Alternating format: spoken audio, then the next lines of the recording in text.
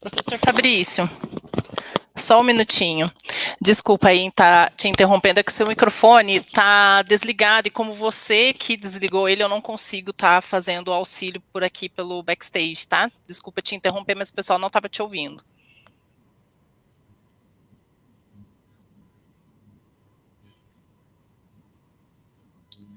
Sejam todos muito bem-vindos. É com grande prazer que a organização do Congresso Nacional de Meio Ambiente de Poços de Caldas, em parceria com esses eventos, realiza um evento. Deixa eu fechar aqui, eu estava com retorno. Sejam todos muito bem-vindos. É com grande prazer que a organização do Congresso Nacional de Meio Ambiente de Poços de Caldas, em parceria com o IFSU, com a GSC, realiza um evento comemorativa ao Dia Mundial do Meio Ambiente. Data essa que simboliza desafios e dificuldades vivenciadas no mundo, mas em especial no nosso país. Chuvas intensas, secas, desmatamento, incêndio, tráfico de animais, urbanização desenfreada e negacionismo da ciência. Eu sou o professor Fabrício Kittar e serei o mediador tão importante. Para brilhantar essa noite, receberemos o nosso convidado, professor mestre Ergon Kugler, que é graduado em Gestão de Políticas Públicas e pós-graduado em Ciências de Dados pela USP, submestrado em Administração Pública e Governo da Fundação Vargas, pesquisa sobre desinformação e políticas públicas desde 2018. Atualmente está no IBCT, Instituto Brasileiro de Informação em Ciência e Tecnologia, contribuindo com a Estratégia Nacional de Enfrentamento à Desinformação. Também foi conselheiro da Agenda 2030 da ONU, atuando com os Objetivos do Desenvolvimento Sustentável em São Paulo e atualmente compõe o Conselho Consultivo da Unesco. Iniciaremos com uma mensagem da presidência do Congresso, enviada pelo professor Silva Santos, e logo em seguida assistiremos ao ilustre. Hoje, dia 5 de junho, é o Dia Mundial do Meio Ambiente. Uma ótima oportunidade para refletirmos sobre o que estamos fazendo com o planeta. Eventos climáticos extremos, como as chuvas no sul, ilustram bem a relação entre o equilíbrio ambiental e as nossas vidas. Quando protegemos os rios, as florestas, a nossa rica biodiversidade, estamos, na verdade, protegendo e cuidando das pessoas. Estamos garantindo as condições necessárias à manutenção das atividades econômicas em todos os setores.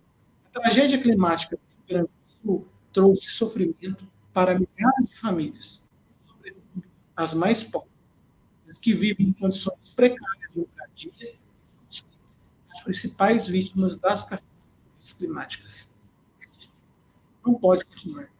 A situação atual exige não só consciência, mas ação imediata. Com o aumento da temperatura global, o mundo está vivendo os gravíssimos efeitos dos eventos climáticos extremos, cada vez mais frequentes e severos. No Brasil, a intensificação de deslizamentos, inundações, secas, processos de desertificação anunciam dias difíceis, sobretudo para famílias mais vulneráveis. Proteger o meio ambiente é salvar vidas, é garantir o bem viver para ribeirinhos, pequenos estabelecimentos, moradores das periferias, comunidades tradicionais e pessoas que vivem em áreas de risco.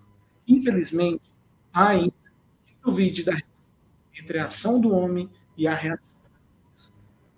Há alguns anos, esse negacionismo atrasou a adoção de medidas urgentes, desrespeitou regras, instituições e setores e nos impôs um tempo. Hoje e sempre seremos árduos no trabalho de promover a ciência mediada pelo engajamento social, superando a negação e aclarando a educação inovadora, transformadora e social. Aproveito para realizar a leitura de uma poesia enviada pela Rede Brasil de Bacias Hidrográficas para o Dia Mundial do Meio Ambiente. Tem mata fechada, água correndo, e pessoas morrendo, cachoeira caindo, pássaros cantando e carros passando. Tem flores, árvores e tem gado passando. Som alto, murmúrio e barulho novo sempre chegando. Esse nosso meio ambiente, tão cheio de vida e às vezes tão doente, que hoje faz aniversário e precisa de muito presente, que pode ser mais atenção ou um cuidado diferente. Nunca devemos esquecer, ele precisa muito da gente. É a nossa casa, nosso caminho permanente. Por isso, precisamos estar nele e com ele sempre. Participem e façam parte do Congresso Nacional de Meio Ambiente de Poços de Caldas, que ocorrerá de 22 de outubro e as inscrições e submissões estão abertas. Um bom evento a todos. Professor, por favor, fique à vontade e, antes de mais nada, é sempre prazeroso receber um profissional tão competente, tão bom para as questões ambientais como você. Fica aqui nossa gratidão e que a casa esteja sempre aberta para receber através do Congresso Nacional do Meio Ambiente de Poços de Caldas. Boa palestra. Muito boa noite. Eu vou aproveitar aqui logo de início para perguntar se quem está nos acompanhando consegue ouvir bem, se o áudio está bom. Eu vi que deu alguns problemas, mas isso faz parte também aqui do processo. Eu agradeço enormemente a oportunidade de conversar com hoje, professor Fabrício, professor Cláudio Mir, que fez também esse convite, a Keila, que está aqui também no backstage, contribuindo com a gente. Então, é uma alegria poder conversar hoje, apesar de ser um tema que não é tão alegre, né? A gente está hoje no Dia Nacional do Meio Ambiente, e a gente vai fazer uma conversa sobre o chamado negacionismo ambiental, negacionismo climático. Eu já adianto aqui um spoiler para quem está nos acompanhando, até para ficar com a gente ao longo da apresentação, que eu vou trazer alguns conteúdos de dentro dos grupos de teorias da conspiração, então algumas mensagens internas dessas comunidades, para a gente conseguir ali desvendar como que pensam, como que organizam, como que ocorre toda essa vazão do negacionismo ambiental e climático no ambiente digital. E aí eu vou pedir a gentileza aqui para a Keila, para ela colocar a apresentação e já dar início aqui. A ideia é a gente fazer uma conversa inicial e depois a gente abre aqui para poder até ouvir um pouco das perguntas, né, dos comentários de todo mundo que está participando. Então, hoje a gente tem o desafio de desvendar um pouco sobre o negacionismo ambiental e climático. O professor Fabrício aqui já fez a apresentação, mas só para ajudar um pouco no contexto, meu nome é Ergon, eu sou pesquisador lá do IBICT, hoje eu contribuo com o Comitê Nacional de Combate à Desinformação, que é um esforço interministerial que o IBICT contribui, mas também faço parte ali de organizações como o Barão de Tararé, a Coalizão Direitos na Rede, a Sala de Articulação contra a Desinformação e a Rede Nacional de Combate à Desinformação. E aí minha formação ela é um pouco interdisciplinar, porque eu venho das políticas públicas, mas eu tenho um pezinho ali na programação. Então isso fez com que eu, por exemplo, tivesse ali o hábito de acompanhar as comunidades digitais e me aproximando do tema da desinformação. E muitas das pesquisas que eu tenho desenvolvido aí nos últimos anos são olhando para dentro de comunidades digitais, raspando dados de redes sociais, e é um pouco disso também que eu vou trazer hoje para vocês. E aí a nossa conversa, ela vai estar aqui dividida em 4 pontos. Primeiro, eu quero refletir junto com vocês o que é desinformação, o que são as chamadas fake news. Uma vez isso feito, eu quero separar o que são as fake news, as desinformações nas chamadas plataformas abertas. Então, a gente está falando de Facebook, de Instagram, de TikTok, de YouTube. Essas plataformas onde a gente tem o chamado algoritmo por trás. Então, todo mundo aqui hoje também vai sair sabendo o que são os tais algoritmos e como eles influenciam, portanto, a desinformação. Depois, a gente vai passar ali sobre as chamadas comunidades, bem entre aspas, fechadas, porque a gente vai estar falando de aplicativos de mensageria, WhatsApp, Telegram, as redes ali que a gente tem de grupo às vezes, né? E que não tem o tal do algoritmo no meio, mas tem outros tipos de dinâmicas também, que eu vou trazer para vocês alguns exemplos. E por fim, só para poder reforçar essa sensibilização, eu vou trazer um pedacinho ali sobre a emergência climática, para poder reforçar o momento em que a gente vive, né? Ao longo de todos esses pontos, eu vou estar trazendo exemplos. Acho que isso é um disclaimer importante logo de início. Eu vou estar trazendo alguns exemplos de outros temas, então, temas da saúde, temas de outras desinformações, mas eu vou focar também nas desinformações relacionadas à pauta climática e à pauta ambiental. Então, para a gente dar início aqui na nossa conversa, começando sobre o que é a tal da desinformação, o que são as tais das fake news. Bom, o que a gente vai ter em primeiro lugar é que a desinformação, elas são três coisas. Então, a gente tem a desinformação sendo uma informação. Desinformação não é aquela pessoa coitada que não tem informação, a gente acaba usando até pejorativamente, você é um desinformado. Não é nesse tom. A desinformação, ela é uma informação. Só que ela é uma informação falsa ou tirada de contexto. E mais do que isso, uma terceira característica, ela tem o objetivo de desinformar. Então, por trás de cada desinformação, a gente tem uma intenção, a gente tem um objetivo, a gente tem alguém tentando ter um ganho, ou financeiro, econômico, ou um ganho, por exemplo, até político. Às vezes não é financeiro, às vezes é um ganho político, um ganho social. E aí a gente vai ter vários autores que vão classificar o que eles chamam de misinformation, que é quando a gente tem uma informação falsa, mas ela não tem necessariamente aquela intenção de prejudicar alguém. A gente tem a malinformation, que é um discurso de ódio, por exemplo, que não precisa ser falso, mas ela pode prejudicar alguém. Mas o que a gente está falando aqui, o que geralmente a gente debate quando a gente fala de fake news, é a tal da disinformation, ou seja, a desinformação. Então, agora, a gente já sabe que a desinformação, ela é uma informação falsa ou tirada de contexto, e que tão importante quanto essas características é que por trás dela você tem alguém ou algum grupo tentando ter algum ganho com aquilo. Isso daqui nos é interessante porque nos ajuda a entender um pouco mais o que é desinformação e o que não é desinformação. Eu gosto de trazer exemplos na área da saúde. Então, vou trazer aqui alguns, porque a saúde, ela traz mais elementos ali do como, de fato, a desinformação ela pode impactar as nossas vidas. Depois eu trazer sobre a pauta climática, mas vejam esses aqui comigo. Lá em 2020, era auge da pandemia, começou a pandemia, a gente ainda não tinha nem vacina e tudo mais, e bombou uma desinformação lá nos Estados Unidos de que quem estivesse com algum sintoma de Covid ou quisesse se livrar da Covid, deveria supostamente tomar cápsulas de detergente para limpar a garganta. Isso daqui, além de ser um completo absurdo, e a gente fala, nossa, parece brincadeira quando alguém fala algo assim, levou a 5.800 hospitalizações só na semana seguinte. E decorrente disso, um importante paper publicado uma revista sobre imunização e medicina tropical, identificou mais de 800 mortes, só decorrente de pessoas que ingeriram desinfetantes e cápsulas de detergente por conta dessa desinformação. Então, isso aqui para a gente é um exemplo claro de como a desinformação, ela não fica só nas redes sociais. Ela pode, inclusive, afetar as nossas vidas. Isso aqui é um exemplo objetivo.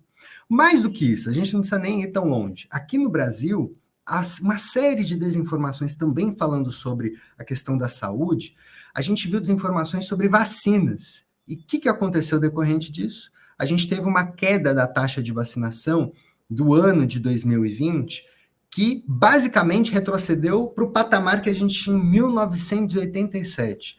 Em apenas 5 anos, a gente caiu de uma taxa de cobertura vacinal de 97% da população, na média com as vacinas, para apenas 75% da população com cobertura vacinal.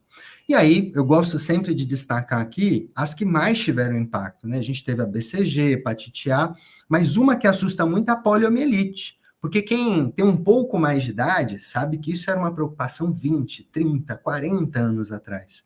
Quem é um pouco mais jovem, às vezes nem tinha essa preocupação da tal poliomielite, né, a polio, porque era algo que já estava basicamente ali erradicado, se a gente for olhar, né, não tinham casos, a gente tinha controle, etc.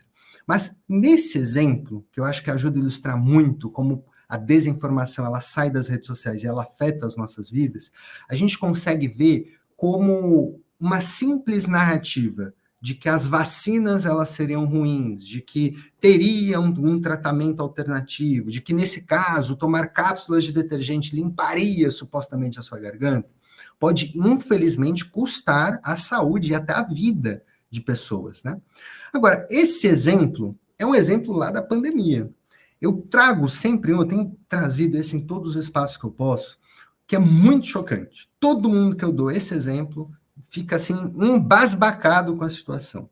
Está bombando uma teoria da conspiração esse ano, inclusive já algo que tinha antes, mas esse ano a gente tem a continuidade, ou seja, isso aqui é conteúdo da semana passada, por exemplo, está bombando uma teoria da conspiração de um tal de detox vacinal, que é uma suposta história de que se você foi tomar alguma vacina e entrou supostamente algum nanorobô, algum microchip em você, você deveria, segundo essa teoria da conspiração, tomar o tal do detox vacinal. Aí vocês me perguntam, o que é o detox vacinal? Vamos fingir ali que ninguém leu o que está escrito.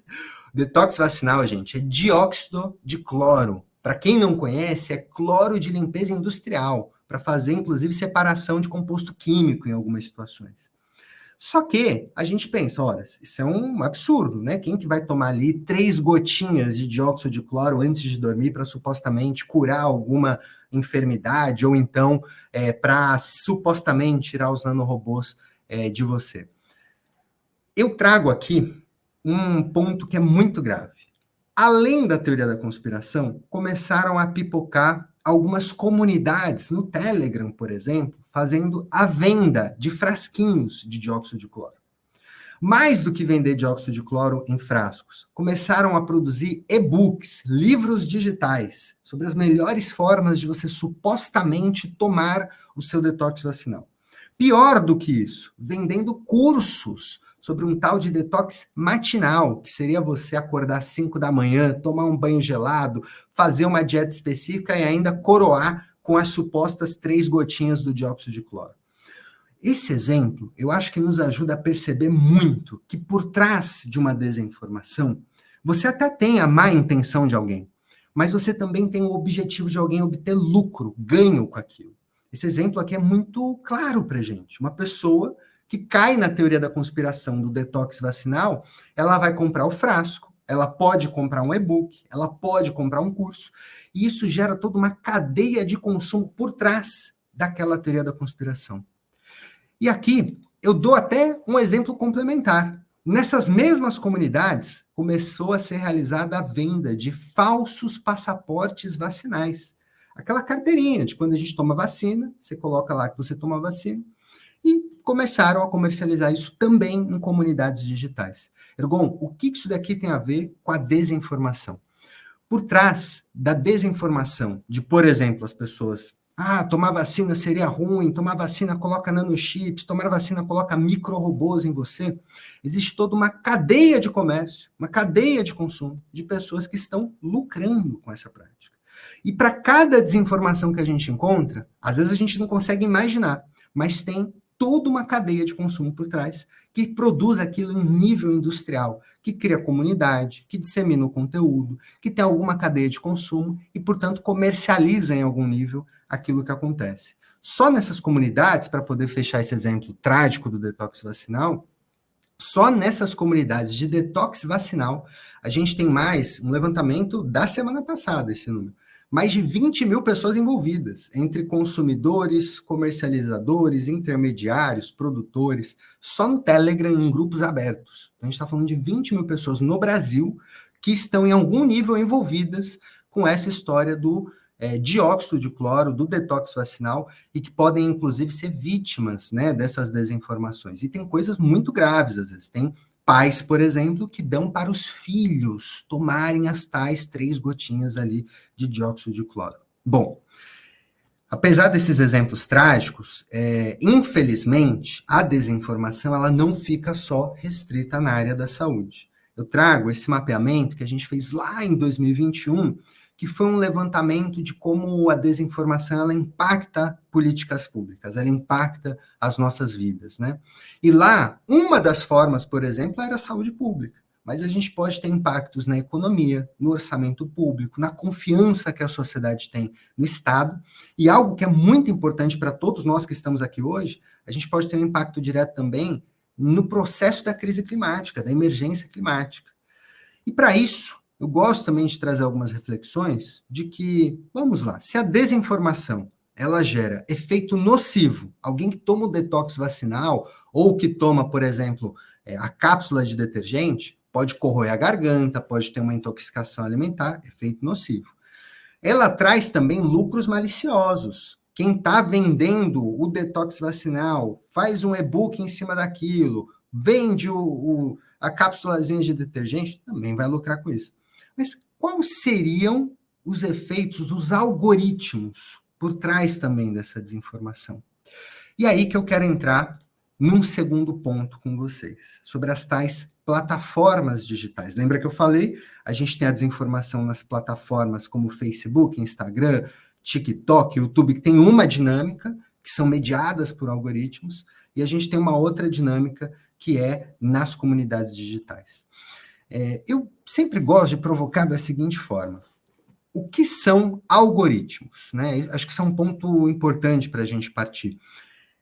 Porque às vezes a gente olha lá, aquela ideia de inteligência artificial, parece que é um robozinho que se mexe por trás da máquina, que está fazendo as coisas, mas algoritmos nada mais são do que um conjunto de regras.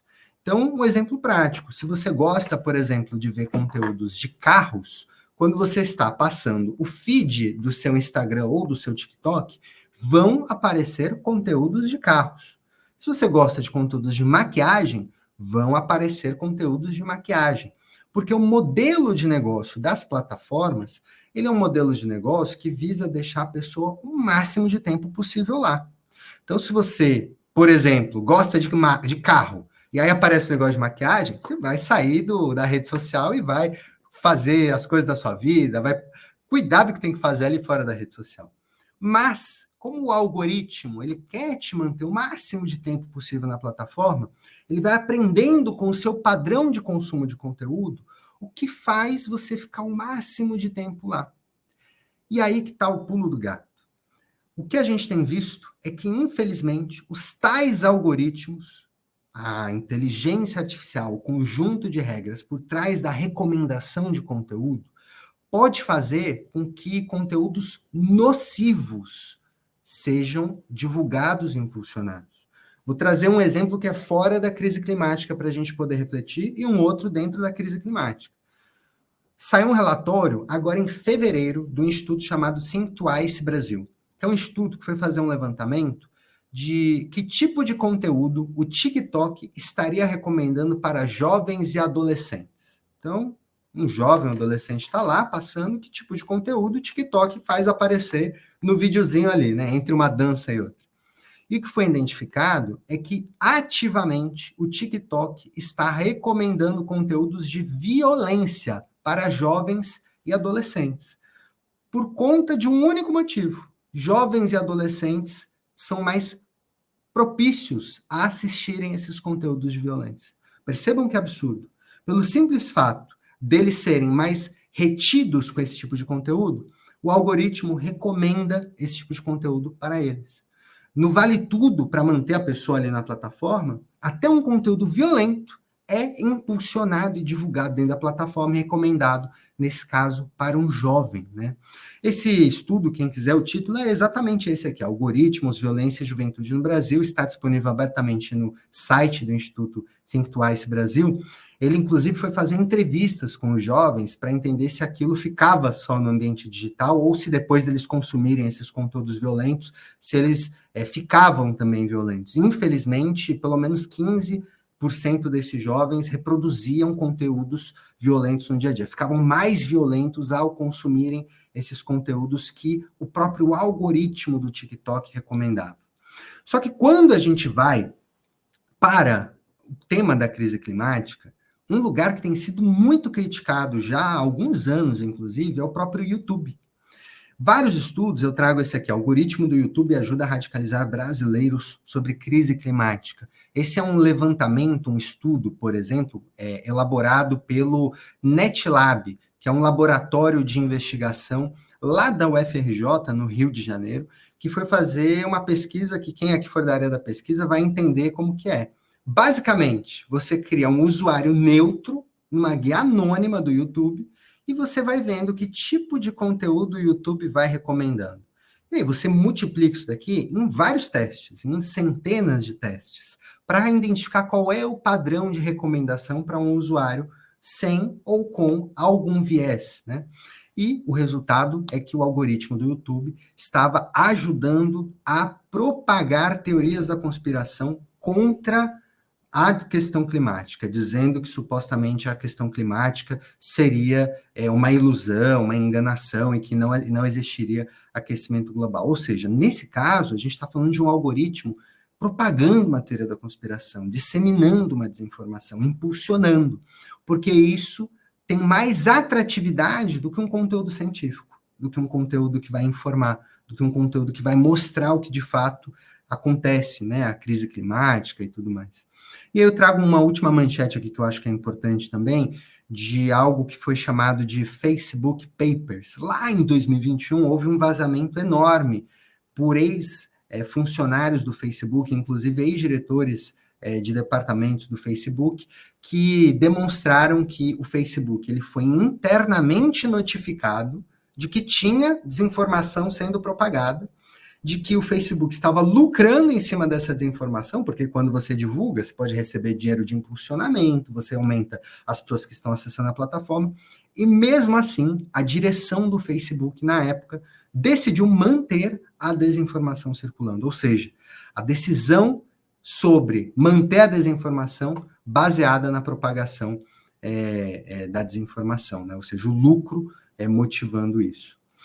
E aí, uma que é mais recente, inclusive, né? Essa daqui da semana retrasada, essa matéria, foi também um levantamento do mesmo Instituto NetLab da UFRJ, que foi ver mais de 2 milhões de visualizações em vídeos, eles fizeram seleção de vídeos, identificaram que o YouTube agora, em 2024, estava promovendo também desinformação em meio à tragédia que aconteceu no Rio Grande do Sul, ou seja, enquanto acontecia a tragédia do Rio Grande do Sul, vídeos sobre as supostas antenas HAARP, vídeos sobre supostos, eu vou mostrar esses exemplos aqui para vocês, sobre supostas disseminação de produtos químicos por aviões, vídeos sobre supostos líderes brasileiros saberem do que ia acontecer de forma prévia, estavam sendo disseminados também pelo YouTube. Bom, isso daqui nos reforça o quanto que, por trás da desinformação, além dela ser atrativa, além de você ter uma pessoa ganhando dinheiro com aquilo, além de você ter um conteúdo disseminado porque você tem uma cadeia de consumo por trás, as plataformas também têm uma parte significativa nesse processo todo. Porque são elas que podem decidir restringir esse conteúdo, diminuindo o lucro, ou continuar impulsionando esse conteúdo e continuar mantendo o lucro. Ou seja, esse daqui é um dos grandes debates que tem sido feito internacionalmente. O tema disso, inclusive, vai no que a Unesco tem chamado de integridade da informação. Então, hoje a Unesco tem dito que é importante as plataformas, as redes sociais, os espaços, terem transparência de quais são os algoritmos, né? E eu sempre gosto de trazer aqui, sobre essa questão de transparência dos algoritmos, o exemplo da Constituição. Eu quero que todo mundo que está aqui pare e reflita comigo uma alegoria, um exemplo aqui. Vamos imaginar que a gente vive em um país em que a Constituição é secreta. Só meia dúzia de pessoas sabem o que está escrito na Constituição. Vamos imaginar um cenário assim. Seria um absurdo, mas eu quero que vocês imaginem um cenário desse jeito. E aí o presidente sabe o que está na Constituição, meia dúzia de ministros sabem, só que a gente não sabe. A gente não ia saber se a gente pode atravessar a rua no sinal verde, no sinal vermelho ou no sinal laranja, porque a gente ia ficar em dúvida ali qual que é para atravessar. A gente não ia saber se ia poder usar a roupa de um jeito, cabelo de outro, portar algo, deixar de portar algo, porque a regra ela seria secreta, a gente não ia ter noção de qual é a regra por trás ali do que a gente está fazendo. Contudo, esse cenário absurdo, que seria quase uma distopia, é basicamente o que acontece na rede social. Porque nas redes sociais, a gente tem um conjunto de regras, que são os algoritmos, que definem o que a gente vai ou vai deixar de fazer, que são as recomendações de conteúdo, e que a gente não tem acesso ou noção de quais são. As únicas pessoas que têm acesso a se aquele conteúdo violento vai ser recomendado para o jovem ou não, Se o conteúdo de desinformação vai ser impulsionado no YouTube ou não. Se um conteúdo de informação científica vai ser restringido ou impulsionado. São os próprios detentores das plataformas, os próprios detentores das tecnologias. Então, esse daqui é um grande debate internacional de até que ponto são somente os detentores das tecnologias que devem ter acesso às regras de distribuição de conteúdo. Se essas regras, por exemplo, não deveriam ser transparentes, para que, inclusive, a gente conseguisse, enquanto sociedade, debater, olha, conteúdos negacionistas não devem ser impulsionados. Conteúdos informativos devem ter, por exemplo, o dobro de alcance. Mas não, hoje, infelizmente, o debate ele é pautado por decisões internas das próprias companhias. E aí você vai ter companhias que contribuem mais com a restrição de conteúdos de teorias da conspiração e companhias que sequer têm políticas expressas ali de enfrentamento a crimes virtuais ou até a propagação de desinformação, né? E aí eu gosto sempre de citar que são também essas companhias, as chamadas Big Techs, que hoje lideram ali o ranking de maiores companhias com lucros do mundo, né? Elas superam já as companhias de petróleo, de construção, a farmacêutica. Contudo, percebam o seguinte, a companhia de petróleo, as companhias de construção civil, as companhias farmacêuticas, todas elas seguem diversas regras, prestam contas, precisam ter transparência, são reguladas em alguma medida pelo mercado, mas, infelizmente, as plataformas, a gente não tem nenhum tipo de transparência por parte dela de quais são ali as formas que elas distribuem ou deixam de distribuir os conteúdos, né? E aí, só para trazer alguns exemplos aqui de como internacionalmente isso daqui já tem sido tratado, né? A gente tem vários países que já identificaram esse problema e hoje eles exigem minimamente a distribuição ali transparente. Então, se a plataforma vai recomendar conteúdo A e vai restringir conteúdo B, a plataforma ela precisa deixar transparente dessa decisão. Não pode ser algo somente interno, que somente ela tenha noção. Bom, eu falei aqui sobre o que é desinformação. Então, desinformação é uma informação falsa ou tirada de contexto com intenção de desinformar. Ela pode ser o exemplo do detox vacinal, que tem gente que lucra, reforço mais uma vez, vendendo frasquinho, vendendo e-book e vendendo curso. Essa desinformação, infelizmente, ela pode ser impulsionada pelas plataformas, porque a gente tem um conjunto de regras, os chamados algoritmos, que a gente não tem acesso de quais são, eles são internos, secretos das próprias plataformas, que podem impulsionar esses conteúdos em troca, às vezes, de manter o usuário dentro da plataforma. Mas a gente também tem as chamadas comunidades digitais, que são os grupos de WhatsApp, de Telegram, aqueles grupos onde a gente não tem um algoritmo mediando, a gente tem um chat. A gente manda uma mensagem e a gente recebe outra mensagem. E ali, a gente tem toda uma outra reflexão de quais são os desafios. Eu trouxe algumas, bem por cima ali, para poder dar alguns exemplos para vocês sobre o desafio pensando nessa ótica da crise climática, né? Quando a gente está fora dos algoritmos, a gente fala dessas redes de mensageria direta, eu listei aqui 3 desafios. Essas comunidades, elas são as grandes responsáveis por engajar as pautas rapidamente, e eu vou explicar cada um desses itens, não se preocupem. Mas elas também sobrepõem os conteúdos ali em diferentes comunidades, mas esse daqui é o mais revelador de todos que vai vir por fim. As pautas, elas se moldam de acordo como vai convencer melhor o usuário que está do outro lado. Eu vou trazer exemplos objetivos de como o negacionismo climático ele é diferente em um grupo de nova ordem mundial, diferente do grupo de antivacina, diferente do grupo de terra plana e diferente do grupo de anticiência, por exemplo. Então, a desinformação ali nas comunidades digitais, ela vai se infiltrando para conseguir encontrar uma forma mais atrativa de aproximar ali as pessoas, né?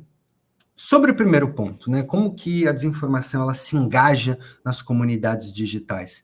Eu trouxe um exemplo que é sobre urnas eletrônicas. Não é sobre crise climática, mas é um exemplo claro que ilustra como que as comunidades digitais têm um potencial de engajar desinformações. Isso aqui foi um monitoramento de comunidades digitais lá na Argentina, no Telegram, que falavam sobre política, sobre eleições e tudo mais.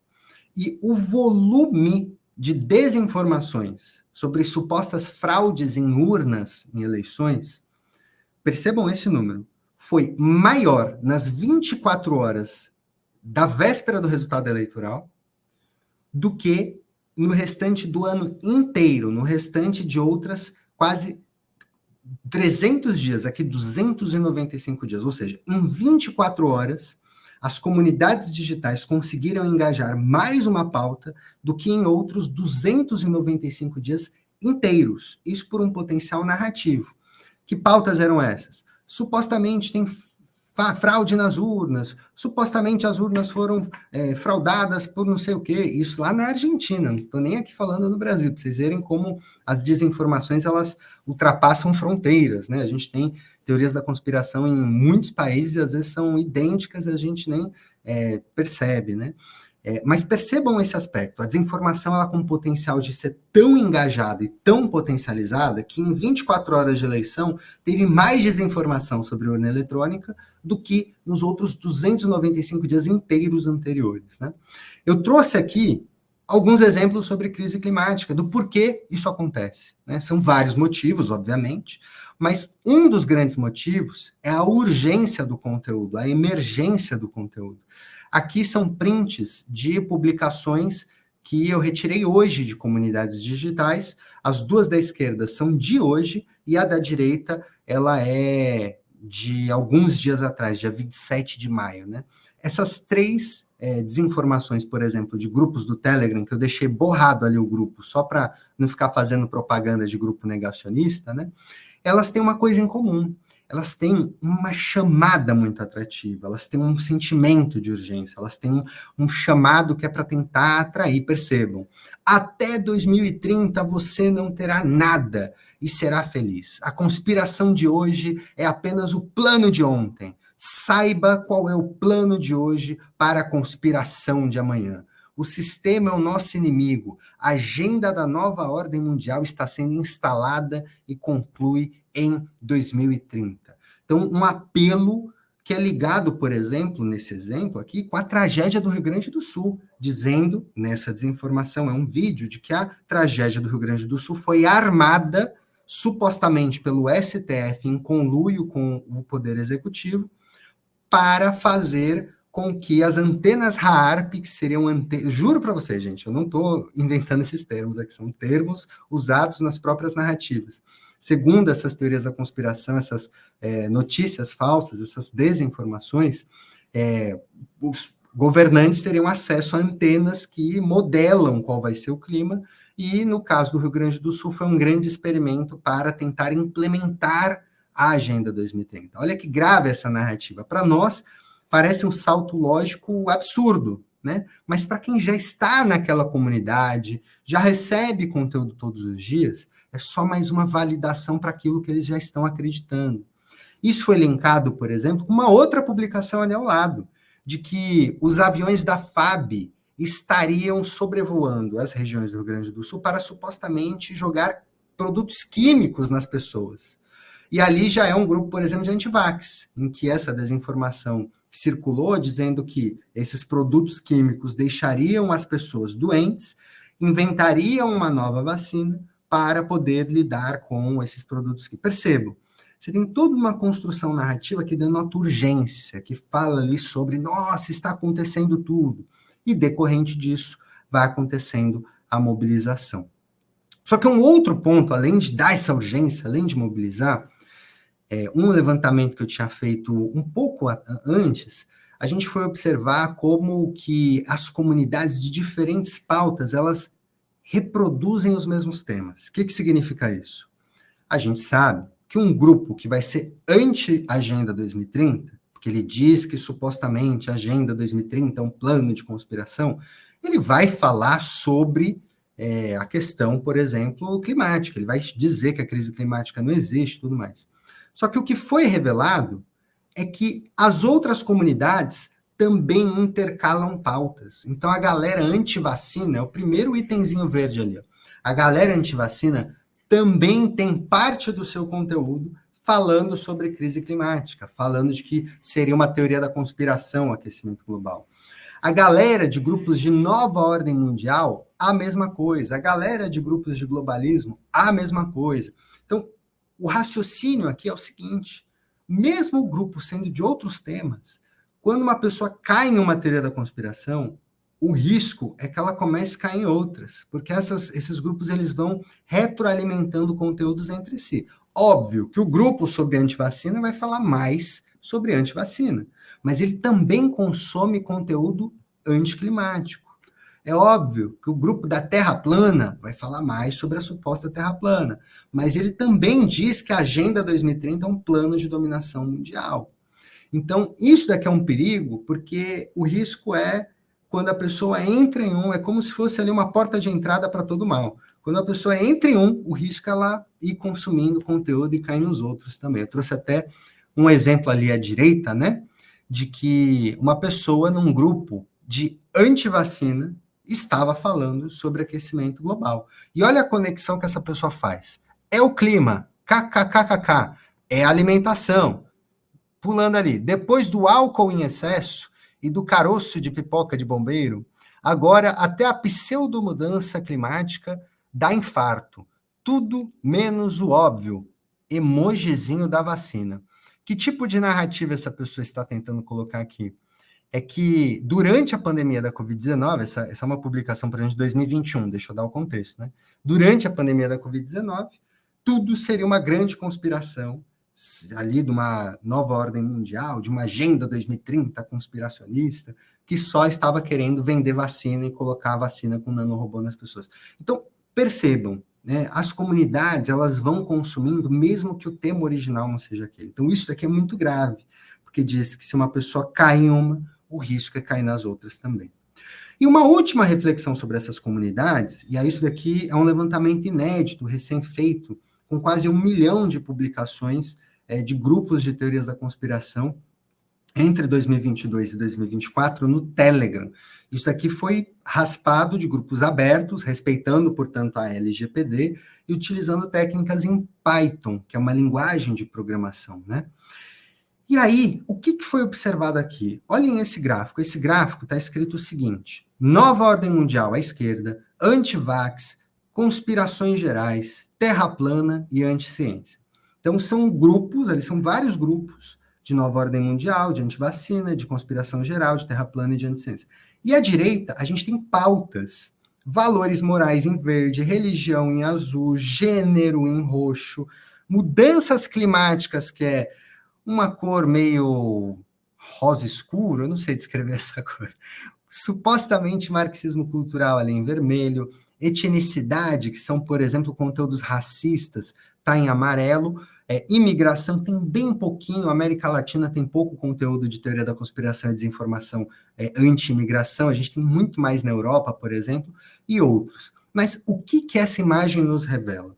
Diferentes comunidades consomem vários conteúdos. Então, você tem o consumo dessa pauta de mudanças climáticas, tanto no grupo ali anti-ciência, quanto no grupo anti-vacina. Tanto no grupo Terra Plana, quanto no grupo Nova Ordem Mundial. E, curiosamente, a pauta climática ali é uma que é até bem equilibrada na distribuição. Todos ali têm próximo de 10%, com exceção de anti-ciência ali que tem 5%, mas os demais ali têm uma boa distribuição.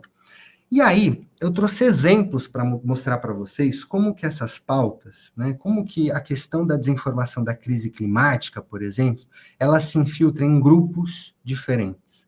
No grupo da Nova Ordem Mundial, olha só a mensagem que tem, isso aqui são aspas da mensagem. Agenda 2030, uma prisão sem muros, o fim da liberdade, a ditadura perfeita.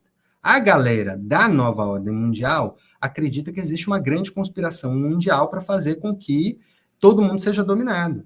Então, a forma deles relacionarem a questão climática com o grupo deles é dizendo que a questão climática é o grande motivo para dominarem o mundo. Já no grupo anti-vacina, ali à direita, a gente tem aquela mensagem que eu li anteriormente. Eles relacionam a pauta climática com a questão de vacina. Então, eles têm a capacidade de articular o tema das mudanças climáticas com supostamente uma forma de dizer que as pessoas serão vacinadas à força, por exemplo. No grupo da Terra plana, eles adaptam também a linguagem. Sei que a Terra é plana, abre aspas, eu não sei de nada, eles que estão dizendo. Eu também acredito, tem os versículos que me ajudaram a crer. Sei da Agenda 2030, história escondida da humanidade. Realmente, muitas coisas que deveriam estar na escola não estão. O que mais? Então, aqui eles relacionam até com o tema da Terra plana.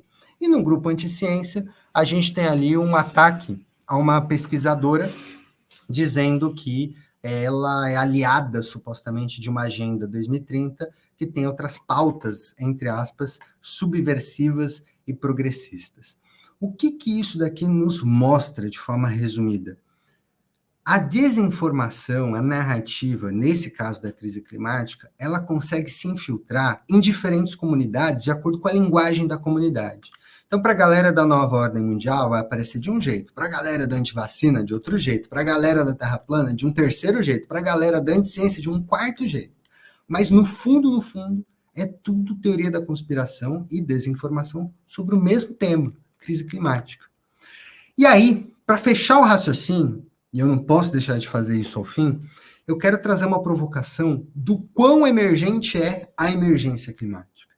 Porque em meio a esse meme que eu trouxe aqui na imagem, né, tem um cachorrinho tomando um café, com tudo pegando fogo em volta, e ali escrito, né, negacionistas da mudança climática. É uma pessoa que acha que não está acontecendo nada quando está tudo ocorrendo ao redor, né?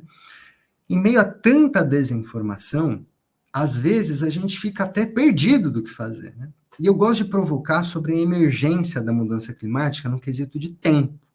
Porque esse gráfico, por exemplo, nos mostra a variação de temperatura global de 1880 até 2021, que foi a COP, inclusive, que a Greta Thunberg ela fez toda aquela aparição que ficou famosa e tudo mais, a COP 26, né? E percebam uma coisa, da primeira COP, que foi lá em 1995, até essa COP de 2021, por exemplo, o que a gente teve foi uma piora, né, da temperatura. Isso nos traz duas possibilidades. Ou as COPs, elas não estão dando conta suficiente, elas precisam ser mais incisivas, elas precisam atuar de forma mais incisiva, ou o avanço da crise climática, ele está cada vez mais violento, né? Uma das duas, certamente, ou até as duas, a gente tem para olhar. Então, será que, olhando para esse primeiro gráfico aqui, né, a questão das mudanças climáticas é um alerta para a gente se preocupar a nível de séculos? Eu diria que não tão somente, infelizmente, porque estudos já mostram que em poucas décadas a gente já vai ter impactos muito significativos, né? Tem um estudo que mostra, ali à esquerda, né, no G1, que cerca de 90% das aves marinhas hoje já tem plástico no organismo. Outros estudos que vão mostrar que até 2050, por exemplo, são projeções, obviamente, 99% das aves marinhas terão plástico no organismo. Enfim, preocupações sobre alimentação global, decorrente de mudanças climáticas, preocupação sobre pessoas na linha da pobreza, também decorrente das mudanças climáticas, nos alertam que não são séculos, mas também décadas que já nos trazem a urgência.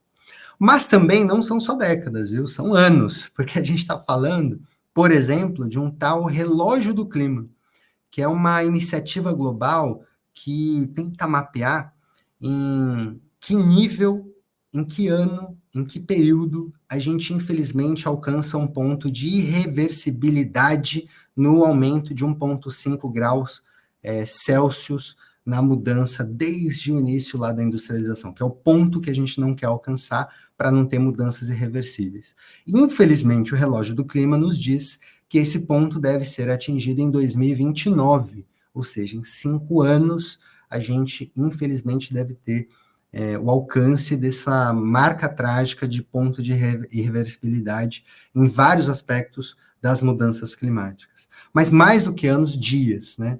A gente tem vários exemplos aí, inclusive o Rio Grande do Sul, que nos mostram que as mudanças climáticas, elas não são coisas apenas de um futuro, mas de um presente, né? Não são coisas de séculos, de décadas ou de anos, mas de dias. Já acontece entre nós, já vem acontecendo aí com essa incidência de chuvas no sul, com o calor e a seca no Nordeste, com uma série de oscilações também na região norte do nosso país e várias mudanças que vêm acontecendo, né? E eu trago aqui também, já caminhando para o encerramento das reflexões, quase que imediatamente, o relatório Luz, que é o que mapeia o quanto o Brasil ele tem avançado ou não na implementação da Agenda 2030.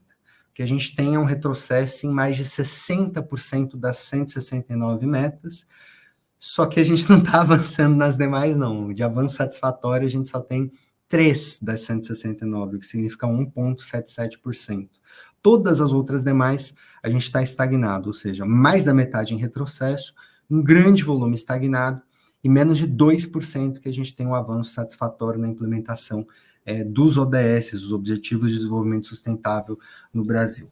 A grande reflexão que eu quero trazer com isso, esse é o último slide que eu quero trazer para vocês aqui, para fechar e sistematizar as reflexões, retomando os 4 pontos que a gente passou aqui ao longo da nossa conversa, né? Então, a desinformação, as chamadas fake news, nada mais são do que informações falsas, tiradas de contexto, com o objetivo de desinformar, que buscam obter o lucro, alguma vantagem política ou financeira. Para mim, o exemplo do detox vacinal é o mais emergente que a gente tem.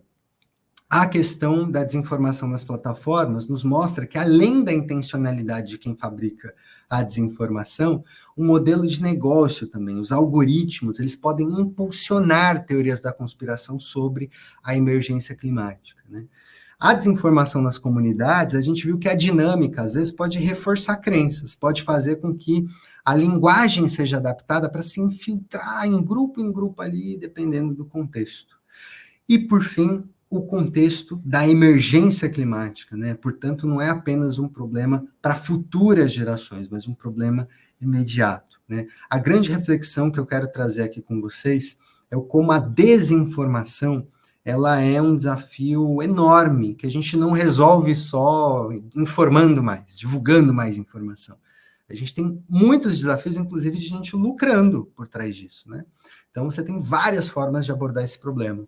E quando a gente junta com a emergência climática, a gente só potencializa ainda mais os danos, porque eles deixam de ser tão somente individuais e passam a ser principalmente coletivos, estruturais e globais, acima de tudo, reforçando que a Terra é um globo e não o pessoal lá da Terra plana do grupo da teoria da conspiração.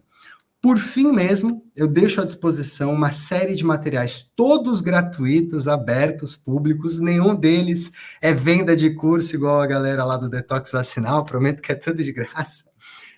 Eu tenho à disposição uma página em que eu listei a maioria desses estudos que eu falei, tem outros também, que busca responder o que acontece quando a desinformação e as fake news elas saem das redes sociais e afetam as nossas vidas. Então, quem quiser acessar, fica à disposição esse link, são vários materiais, além dos próprios textos, papers, cartilhas, materiais institucionais, capítulos de livros, tem também bases de dados disponíveis lá, para quem quiser produzir pesquisa própria. Eu tenho a prática aí de deixar todas essas bases de dados que eu trabalho sempre abertas à disposição. Então, fico aí à disposição para quem quiser dialogar, refletir, trazer questões. Espero, Fabrício, ter trazido aqui reflexões que contribuam com o debate. Espero não ter sido monótono, me estendido tanto, mas fico à disposição para poder refletir a partir dessas provocações iniciais. Muito obrigado.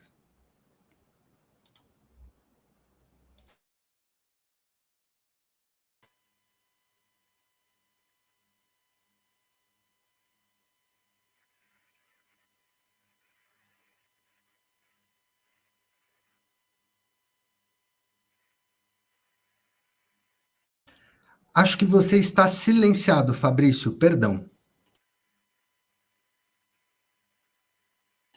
Eu ainda não o ouço. Eu não sei se o pessoal ouve.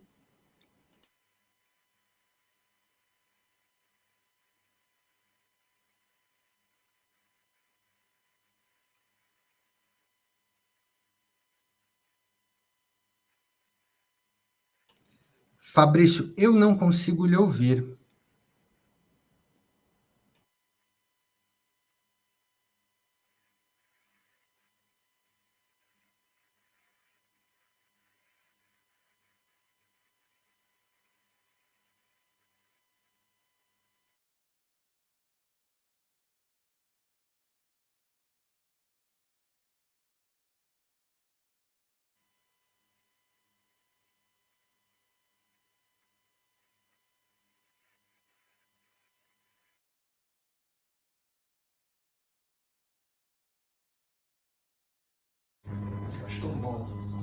Pessoal, tá me ouvindo agora?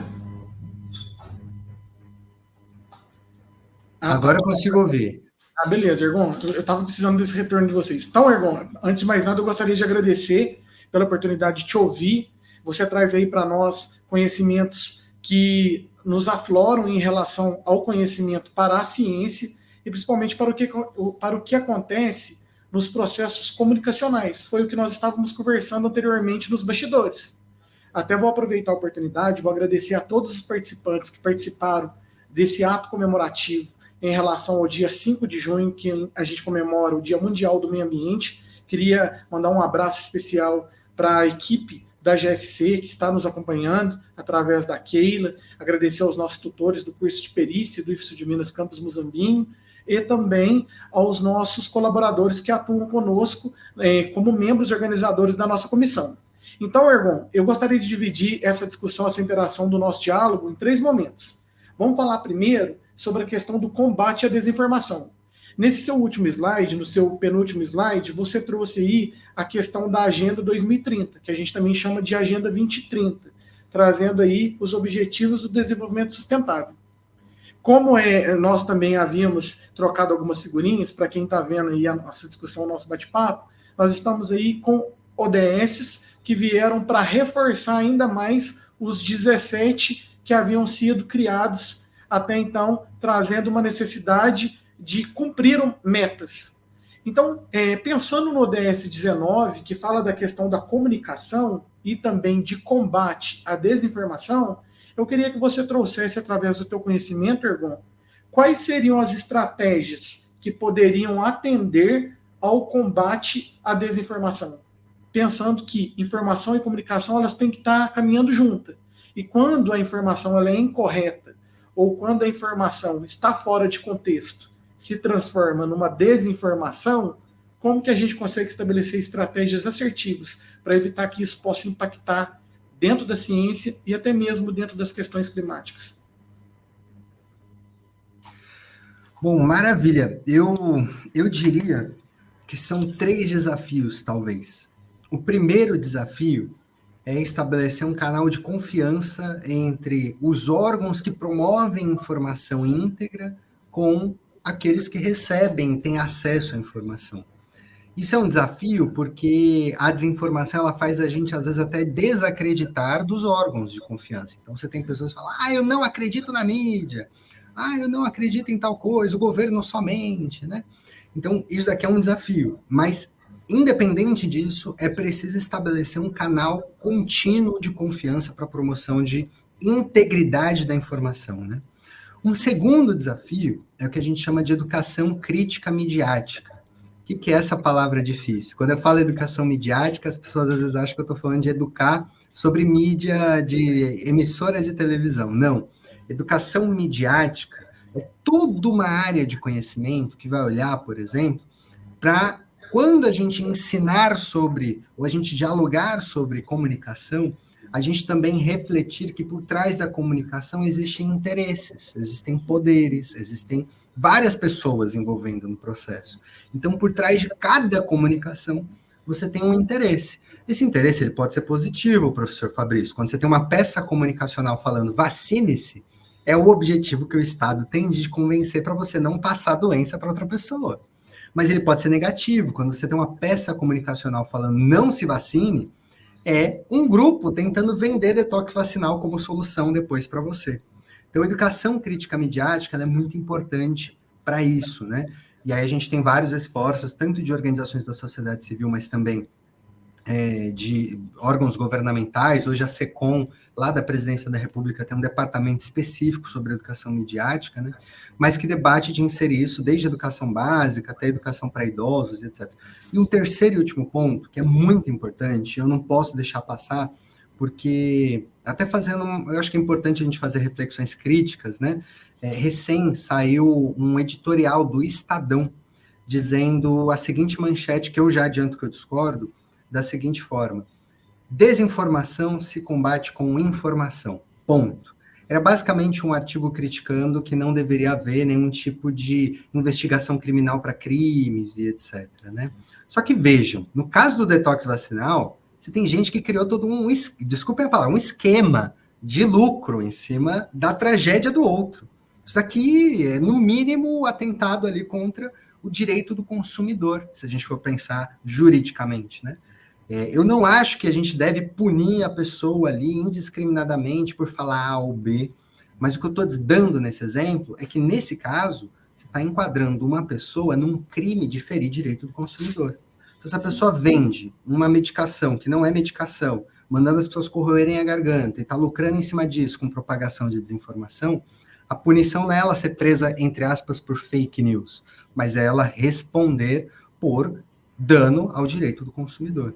Então, tem uma terceira forma também, que é a investigação de crimes virtuais. Hoje a Secretaria Nacional de Defesa do Direito do Consumidor, a Advocacia Geral da União, o Ministério Público tem atuado muito ali em parceria nessas frentes. Eu acho que a gente não pode deixar de ressaltar também essa atuação, porque senão aí parece um mundo maravilhoso, sabe, Fabrício? Que todo mundo vai segurar assim nas mãos, a gente vai escrever um grande textão, todo mundo vai ler, e aí todo mundo vai passar a acreditar que a crise climática existe, é relevante, impacta as nossas vidas. E, infelizmente, não tem sido assim, né? Tem gente maliciosa que lucra em cima da tragédia alheia.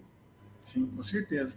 Professor Ergon, eu também queria aproveitar esse espaço que você trouxe aí, esses 3 pontos, a questão da integridade da informação, educação crítica, midiática e a questão também da investigação, que foi o teu último ponto, e trazer um pouco para a questão jovem. A gente sabe hoje da importância das plataformas digitais. Quando a gente fala do Instagram, a gente fala, por exemplo, do Facebook, são ferramentas que fazem parte do nosso dia a dia e que, de uma maneira ou de outra, elas trazem conteúdo que podem ser utilizados, inclusive, de forma pedagógica, quando bem escritas, quando trazem uma informação correta, quando não é uma situação de desinformação, como ficou muito claro para a gente. E aí, a gente pensa em redes sociais. Quando nós que estamos muito voltados para as questões de comunicação, nós trabalhamos desde os primórdios das nossas primeiras disciplinas que as redes sociais sempre existiram. Nós sempre nos comunicamos de alguma maneira, né? Desde os primórdios lá da época do início da nossa civilização, que havia a necessidade de uma comunicação, até os dias atuais utilizando as ferramentas tecnológicas. Nesse sentido, como que você acha que as plataformas elas podem mitigar ou elas podem contribuir com essa prevenção à desinformação? Você trouxe lá aquele recorte do Facebook, que o Facebook não percebeu que estava havendo ali, ou, talvez até mesmo, o impulsionamento das informações fora do contexto, né? Deixando bem claro os termos que você trabalhou com a gente nessa noite. Como que ela poderia ter observado isso? Você trouxe aí que existem discussões, principalmente a nível internacional, de como controlar a desinformação numa plataforma. Como que você acha que, a curto prazo, o que pode ser feito para evitar que isso aconteça? Maravilha, eu vou tentar aqui também sistematizar em 3 pontos. O primeiro já foi esse que foi dito, que é a transparência dos algoritmos. Eu acho que qualquer debate que a gente queira fazer, ele pressupõe da gente saber quais são as regras por detrás. Porque senão a gente está debatendo regras que a gente nem sabe quais são. E as regras são, por exemplo, que tudo que... Vou inventar aqui um exemplo, né? Que tudo que tem a palavra maçã escrita vai ser bloqueado.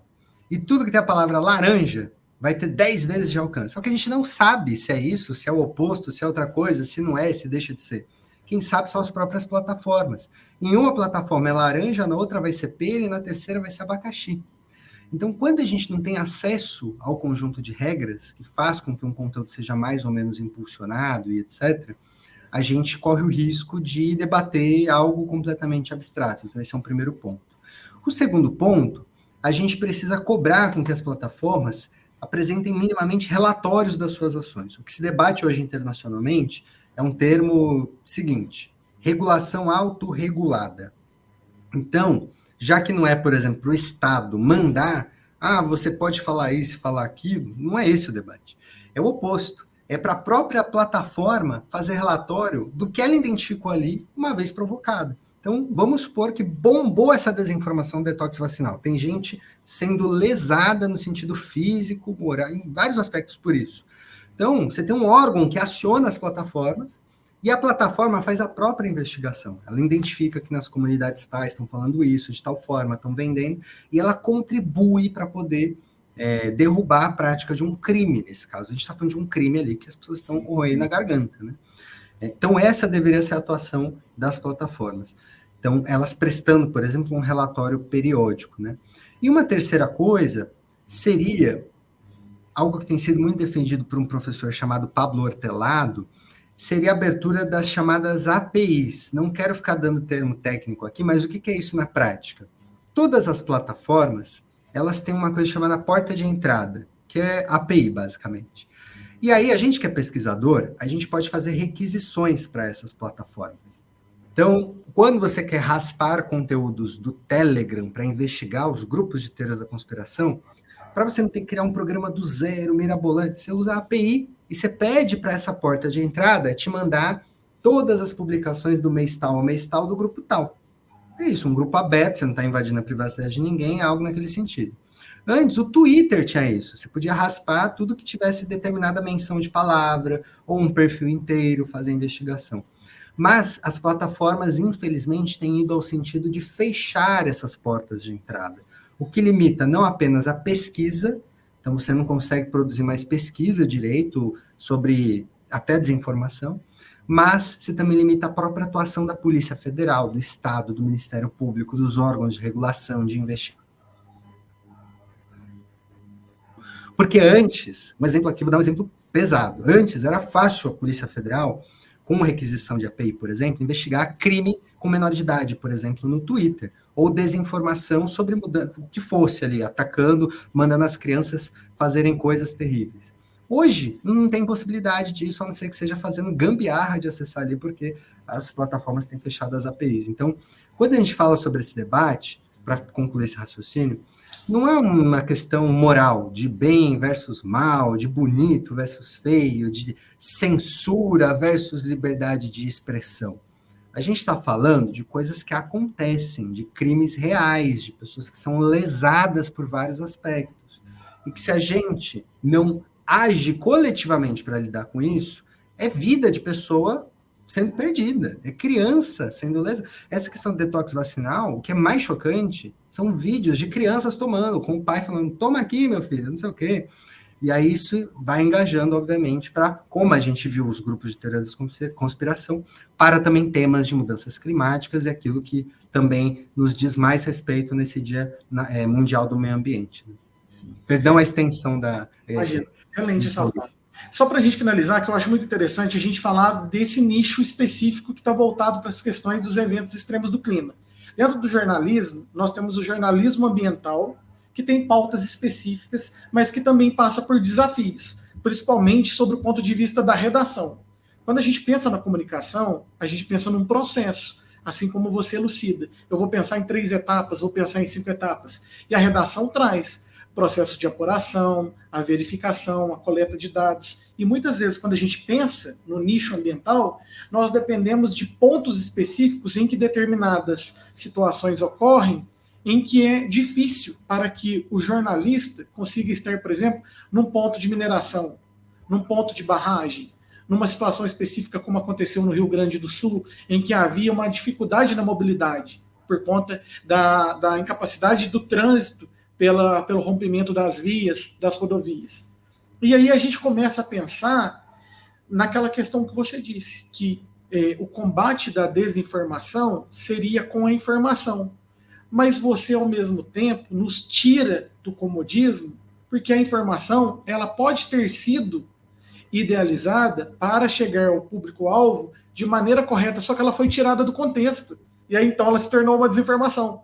Durante a sua fala, isso me trouxe um certo incômodo, Porque se a desinformação é uma informação tirada do contexto, quer dizer que essa informação ela pode ter, sim, um objetivo de grupos de marketing, de grupos específicos que têm ali uma necessidade econômica, com o objetivo de que isso de fato aconteça. Mas, por outro lado, sobre outra ótica, a informação pode ter sido planejada para chegar de maneira correta, mas no caminho ela foi tirada de contexto.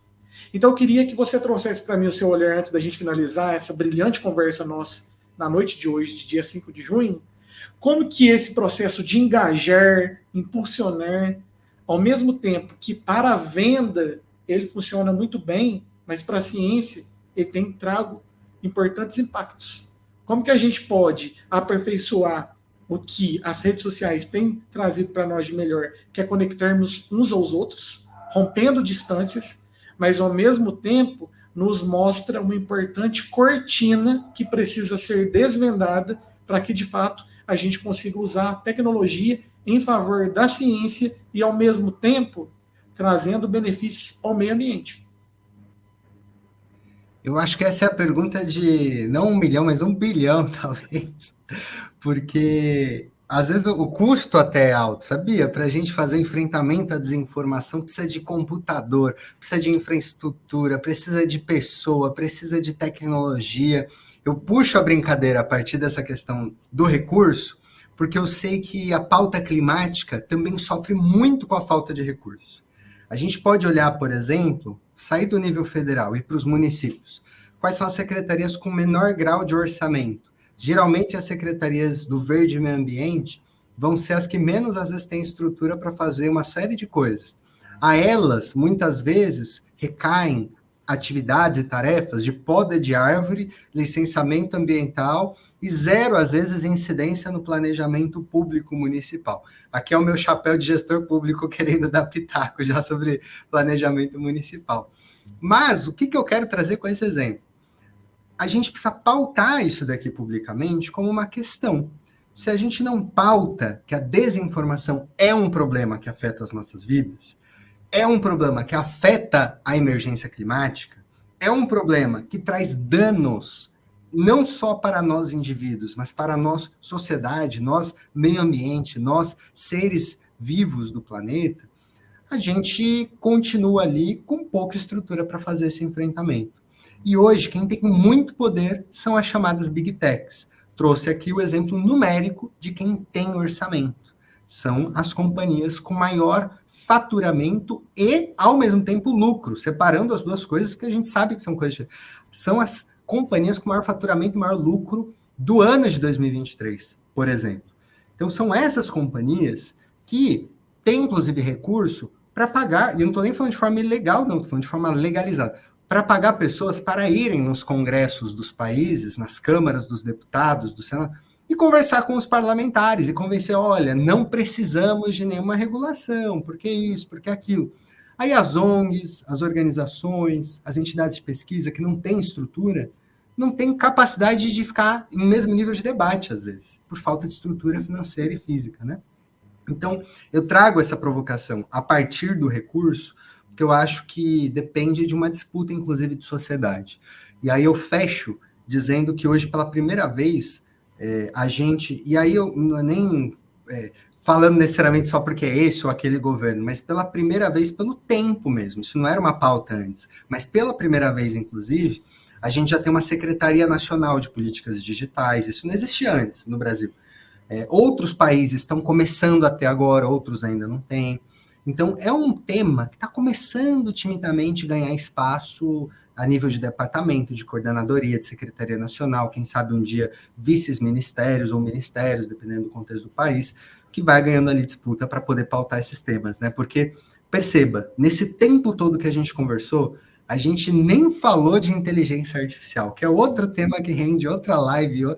E esses temas, eles ficam órfãos, às vezes, na discussão qualificada ali dos países. Influenciam diretamente as nossas vidas, as mudanças climáticas, e acredito que se a gente não chama a atenção para o investimento, e aí eu reforço, se a gente não chama a atenção para o investimento de qualidade, para a produção de pesquisa, para o desenvolvimento de ciência e tecnologia, para a investigação de todos esses temas no ambiente digital, a gente deixa de ter oportunidade de produzir, inclusive, ciência de qualidade. Né?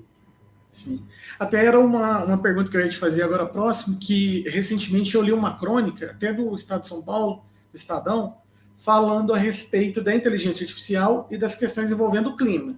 Porque essa inteligência artificial, quando a gente procura um anúncio, vamos imaginar um livro de um determinado título, logo em seguida, durante o momento que você está usando o Instagram e você passa pelo feed, vão aparecer outros anúncios que foram patrocinados utilizando o algoritmo que vai conduzir a inteligência artificial em busca do teu interesse.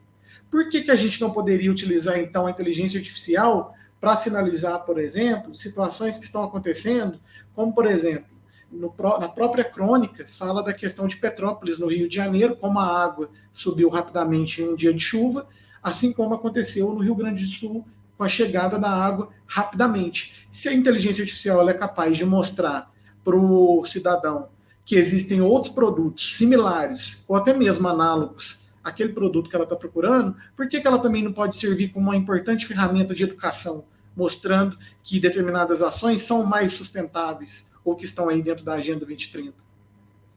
Exatamente, com certeza. E esse é o desafio da gente dar estrutura, porque até a questão da IA, a gente precisa de hardware, precisa de pesquisa, então de pesquisadores dedicados ao desenvolvimento. Eu tive a oportunidade de participar, só para concluir esse raciocínio, do Fórum da Internet do Brasil, que foi agora, mês passado, tem nem 15 dias, lá no Paraná, em Curitiba. E aí eu tive a oportunidade de, no meio do evento, visitar o laboratório da UFPR, da Federal do Paraná, e eles têm uma infraestrutura desenvolvida há 32 anos, assim, lindo de ver, porque eles têm um laboratório de desenvolvimento de software livre. Eles, por exemplo, têm uma infraestrutura capaz de desenvolver tecnologia própria, de fazer software livre, de fornecer software até para o Estado, por exemplo. E aí é um grupo de pesquisa, um núcleo de pesquisa, pesquisadores ou até empresas brasileiras fornecendo tecnologia para o Estado, e não uma Big Tech, por exemplo, que hoje no governo federal todo mundo tem que usar a Microsoft, porque é o contrato que tem. Todo mundo na Universidade de São Paulo, que foi onde eu fiz graduação, tem que usar o Google Drive, porque é o contrato que tem. E aí você fica dando recurso para empresas internacionais que já lucram muito dinheiro, né? Se a gente for converter para o real, trilhões, que foi o lucro, foram 290 bilhões de dólares no ano passado, então isso dá trilhão em real, né? Então, a gente poderia estar financiando, inclusive, laboratórios e pesquisadores brasileiros, gerando ali infraestrutura para o próprio Brasil desenvolver tecnologias e tudo mais. Então, concordo totalmente, professor Fabrício, acho que o desafio é avançar no bom uso dessas tecnologias, e para isso, muito certamente, como foi provocado aqui também por você, a gente precisa de recurso, porque pesquisador, né, já ganha pouco no Brasil. Se lá fora aparece um recurso 10 vezes maior, é a chamada fuga de cérebro, né? E a gente perde a oportunidade de desenvolver tecnologia, e aí a gente contrata o serviço desse pesquisador lá fora, 10 vezes mais caro, dele ganhando 10 vezes mais, e dando lucro ali para uma empresa que nem brasileira é.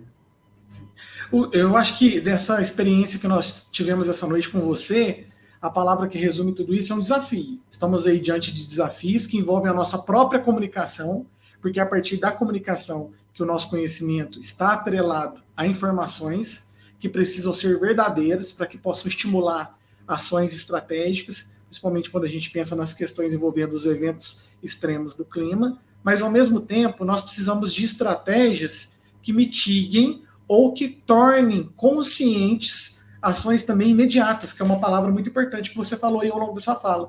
Eu acho que as pessoas, elas têm aquele conforto de acreditarem que as ações que estão acontecendo na nossa atualidade, como você bem disse, trouxe aí através dos seus exemplos, elas não estão mais dedicadas a um futuro. Ela está dedicada ao hoje, porque a situação ela já está impetrada no nosso dia a dia. Então as ações não são mais ações futuras, são ações diárias, cotidianas, como o professor Claudio Mir disse numa entrevista recente. O Dia Mundial do Meio Ambiente, ele não pode ser enfatizado apenas no dia em que foi definido a data para ser celebrado, mas deve fazer parte de ações, estratégias e engajamento todos os dias. Porque se nós deixarmos para realizarmos ações como essa, de transparência, de informação, de resiliência contra a desinformação, nós teremos um dia do ano dedicado a isso e os outros que compõem aí o nosso contexto anual. Então é muito importante, a sua fala hoje ilustra, abrilhanta e traz aí informações importantes que, para nós que trabalhamos principalmente no meio acadêmico, nos revela a complexidade de tudo que a gente está vivendo e, ao mesmo tempo, a necessidade de nós estarmos ainda mais dispostos a estudar mais, a enfrentar tais situações e, principalmente, a buscar cada vez mais participantes, como nós temos os congressistas do Congresso Nacional de Meio Ambiente, nossos alunos do curso técnico, em geral, a nossa comunidade civil, e principalmente a nossa comunidade popular, que está sempre nos proporcionando aí espaço para trabalhar na comunidade, assuntos que muitas vezes estariam só na academia, mas fazem parte do dia a dia, para que então nós consigamos colocar em prática aquilo que é produzido na ciência junto nas universidades. Então, eu costumo falar muito isso. Não adianta nós termos excelentes pesquisadores nas bancadas se a ciência não consegue chegar onde ela tem que chegar, que é ser acessível a todos.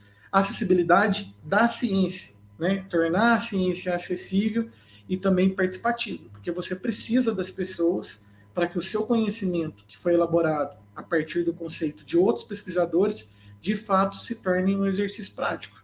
Eu acho que você vem e traz para nós de uma maneira muito dinâmica, muito pedagógica, muito doce, da forma como que você explica, que é urgente a nossa ação para trazermos mais informação e retirarmos essa cortina de que nós não sabemos que existe a desinformação.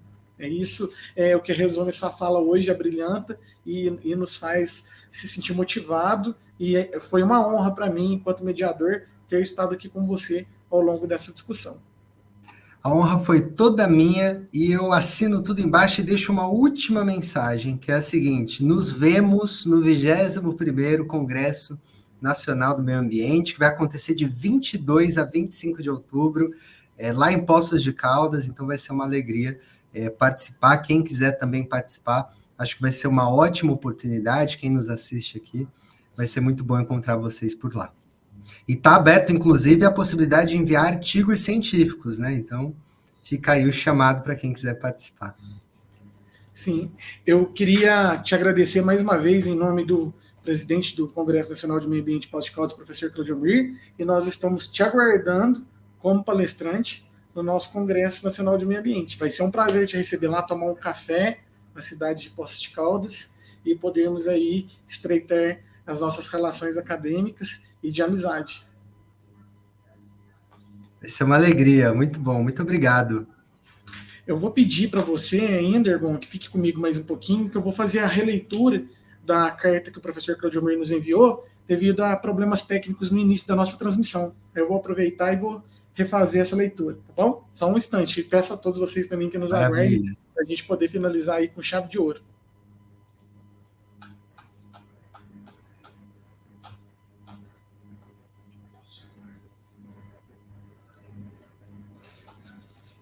Hoje, dia 5 de junho, é o Dia Mundial do Meio Ambiente. Uma ótima oportunidade para refletirmos sobre o que estamos fazendo com o planeta.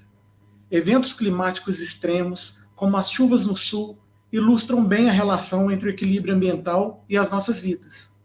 Quando protegemos os rios, as florestas, a nossa rica biodiversidade, estamos, na verdade, protegendo e cuidando das pessoas. Estamos garantindo as condições necessárias à manutenção das atividades econômicas em todos os setores. A tragédia climática no Rio Grande do Sul trouxe sofrimento para milhares de famílias, sobretudo as mais pobres, as que vivem em condições precárias de moradia e são sempre as principais vítimas das catástrofes climáticas. Esse ciclo não pode continuar. A situação atual exige não só consciência, mas ação imediata. Com o aumento da temperatura global, o mundo está vivenciando os gravíssimos efeitos dos eventos climáticos extremos, cada vez mais frequentes e severos.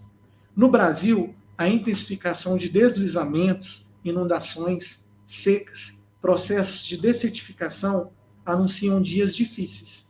sobretudo para as famílias mais vulneráveis. Proteger o meio ambiente é salvar vidas, é garantir o bem viver para ribeirinhos, pequenos comerciantes, moradores das periferias, comunidades tradicionais e pessoas que vivem em área de risco. Infelizmente, ainda há quem duvide da relação entre a ação do homem e a reação da natureza.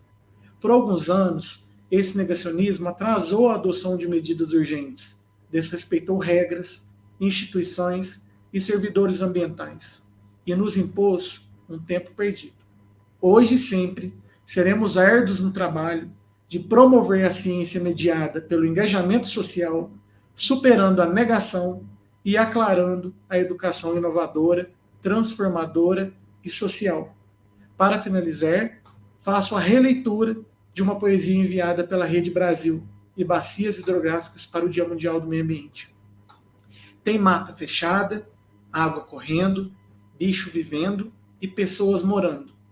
Cachoeira caindo, pássaros cantando e carros passando. Tem flores, árvores e tem gado pastando.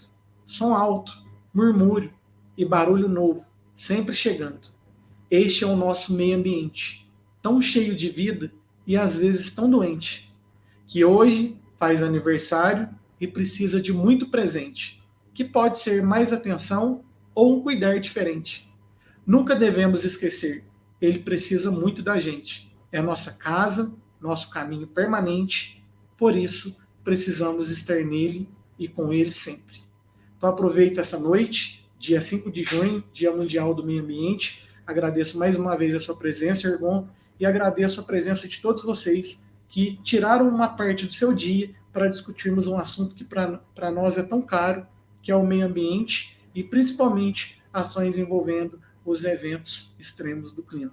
Desejo a todos uma boa noite e espero ansioso para encontrar cada um de vocês em outubro no nosso Congresso Nacional de Meio Ambiente de Poços de Caldas. Até breve. Tchau, tchau. Muito obrigado.